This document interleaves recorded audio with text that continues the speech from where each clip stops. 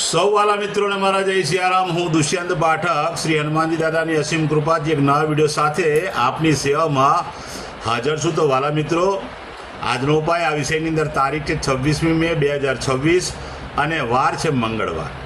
પંચાંગની જો વાત કરું તો અધિક જ્યેષ્ઠ મહિનો ચાલી રહ્યો છે, શુક્લ પક્ષ, હસ્ત નક્ષત્ર, સિદ્ધિ યોગ, કન્યા રાશિનો ચંદ્ર અને વૃષભ રાશિનો સૂર્ય છે।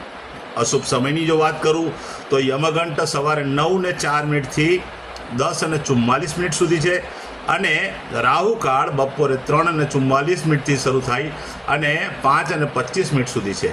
આ બંને સમય અશુભ સમય છે। અશુભ સમયની અંદર શુભ કાર્ય, શુભ યાત્રા ન થાય।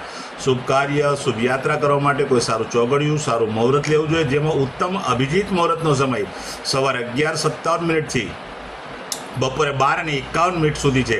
આ સમયની અંદર તમે કોઈ પણ પ્રકારનું શુભ કાર્ય, શુભ યાત્રા કરી શકો। વાલા મિત્રો, આ હતી પંચાંગની વાત।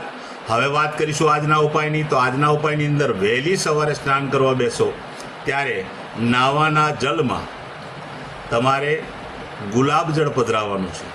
5 ચમચી જેટલું ગુલાબજળ પધરાવજો, પાણીમાં મિક્સ કરજો। તે જ પાણીથી તમે નાહજો। ચોખ્ખું પાણી ઉમેરી શકાય, સાબુ શેમ્પૂનો ઉપયોગ પણ કરી શકાય। વાલા મિત્રો, આટલું કાર્ય થઈ જાય, તમે કપડાં પહેરી લો, પછી એક સફેદ કાગળની અંદર અડધી ચમચી જેટલું સિંદૂર લેવાનું, એની પડીકી વારવાની અને ઉપરના પોકેટમાં 24 કલાક માટે રાખવાની। બીજા દિવસે વહેલી સવારે કોઈ પણ દેવ મંદિરે અથવા પીપળાના ઝાડના મૂળમાં જઈને તે પડીકી મૂકી આવવાની। સંધ્યાકાળ થાય ત્યારે પશ્ચિમ દિશા તરફનું મુખ રાખી શ્રી હનુમાનજી દાદાને એક કાકભૂષણની રામાયણજીનો પાઠ અને એક હનુમાન ચાલીસાનો પાઠ દાદાને અર્પણ કરવાનો। રાત્રે સૂતા પહેલાં પોતાની જ પથારીમાં બેસવાનું, પલાઠી વાળવાની, ઓમ કૃષ્ણાય વાસુદેવાય હરે પરમાત્મને પ્રણત ક્લેશનાશાય ગોવિંદાય નમઃ આ મંત્ર યથાશક્તિ જપવાનો। આ હતો આજનો ઉપાય। જે મારા વાલા મિત્રનો જન્મદિવસ 26મી મે 2026 મંગળવારના દિવસે છે, તેવા બધા જ વાલા મિત્રોને જન્મદિવસની શુભકામના। શ્રી હનુમાનજી દાદા એમની મનોકામના પૂર્ણ કરે, બલ બુદ્ધિને વિદ્યા આપે, સાથે સાથે એમનું અને એમના પરિવારનું દાદા રક્ષણ કરે। ઉપાયના ભાગરૂપે મેં કહ્યું તે પ્રમાણે સ્નાન કરવાનું। મેં કહ્યું તે પ્રમાણે સિંદૂરની પડીકી 24 કલાક માટે પોતાના પોકેટમાં રાખવાની। ત્યાર પછી ગૌશાળાએ જવાનું, ગાયોને લીલું ઘાસનું દાન આપવાનું, ગાયોની સેવા કરવાની, ગાયોને પોતાના ઘરે જે ભોજન બન્યું હોય તે ભોજન પણ અર્પણ કરવાનું। ત્યાર પછી સંધ્યાકાળ થાય ત્યારે ગોળ અને તલની બનેલી વસ્તુ હોય એ નાના નાના બાળકોને, જરૂરિયાતમંદ વ્યક્તિઓને અને શ્રમિકોને અને વડીલોને આપવાની છે। બરાબર સમજી લેજો, ગોળ અને તલની બનેલી વસ્તુ, તલ સાકરી હોય તોય ચાલે, બરાબર વાલા મિત્રો। ત્યાર પછી બીજું એક કાર્ય કરવાનું છે। તાંબાના પાત્રની અંદર થોડું ઘી ભરવાનું અને કોઈ પણ મહાદેવજીના મંદિરે જઈને તે ઘી દાન કરવાનું છે। ઘીને લઈ જવાનું તાંબાના પાત્રમાં। ત્યાર પછી જેમની મેરેજ એનિવર્સરી 26મી મે 2026 મંગળવારના દિવસે છે, તેવા બધા જ વાલા મિત્રોએ સવારે સ્નાન કરવાની, વડીલોના ચરણ સ્પર્શ કરવાના, આશીર્વાદ મેળવવાના।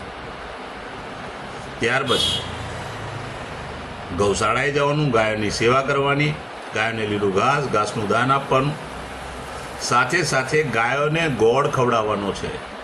તમારે ત્યાં ભોજન બન્યું તે ભોજન પણ ગાયોને અર્પણ કરવાનું છે। ત્યાર પછી કોઈ પણ વૃદ્ધાશ્રમમાં, અનાથ આશ્રમમાં, વિધવા આશ્રમમાં જરૂરિયાતમંદ વ્યક્તિઓને, શ્રમિકોને અથવા બ્રાહ્મણને ચોખાનું દાન આપવાનું છે, મસૂરની દાળનું દાન આપવાનું છે, ગોળનું દાન આપવાનું છે, ઘીનું દાન આપવાનું છે, શાકભાજીનું દાન આપવાનું છે। બસ આટલું દાન કરી દો, પતિ અને પત્નીનું આખું વર્ષ ઉત્તમ રીતે પસાર થશે। મારા બધા વિડીયો યુટ્યુબ પર હોય છે। મારી યુટ્યુબનું ચેનલનું નામ છે દુષ્યંત પાઠક। મારી ચેનલને સબસ્ક્રાઈબ કરજો અને બેલ આઇકન અવશ્ય દબાવજો, કારણ કે હું નિયમિત એક વિડીયો મૂકું છું। તમે બેલ આઇકન દબાવેલો હશે તો તમારા મોબાઈલ ઉપર નોટિફિકેશન આવી જશે, તમે મારો વિડીયો તરત જ જોઈ શકશો। મારું ફેસબુક અને ઇન્સ્ટાગ્રામનું પેજ છે, એનું નામ પણ દુષ્યંત પાઠક છે। મારા પેજને ફોલો કરજો, લાઈક કરજો અને પ્રાર્થના કરું છું કે મારા બધા વિડીયોને શેર કરજો। કોઈ જરૂરિયાતમંદ સુધી આ વિડીયો પહોંચે, બસ મારું એ લક્ષ્ય છે. પ્રાર્થના કરું છું કે મારો એક વખત વિડીયો જોવાથી કે એક વખત ઉપાય કરવાથી 24 કલાક કે 48 કલાકમાં તમને કોઈ પરિણામ નહીં મળે. આ કોઈ ચમત્કારની કે અંધકારની વાત જ નથી.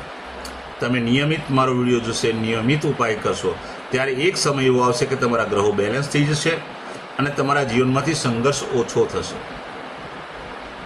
વાલા મિત્રો,